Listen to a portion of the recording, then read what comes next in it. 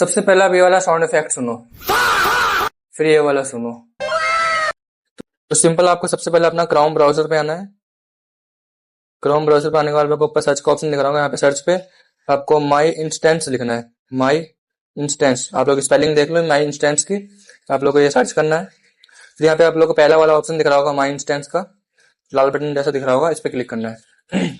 इस पे क्लिक करने का आप लोग यहाँ पे बहुत सारे लाल बटन दिख रहे होंगे, जिस पर भी आप क्लिक करोगे सबके अलग अलग साउंड इफेक्ट, जैसे यहाँ पे देख सकते हैं फा वाला साउंड इफेक्ट है, मान लो फा वाला साउंड इफेक्ट है, आप लोग ऐसे इसको डाउनलोड करना है। तो यहाँ पे लिखा होगा फा वाला, जहाँ पे लिखा है आपको यहाँ पे क्लिक करना है फा पे।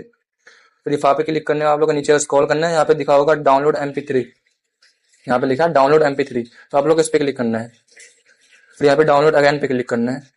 फिर आप लोग देख सकते हैं यहाँ पे फाइल डाउनलोड हो चुकी है, आप लोग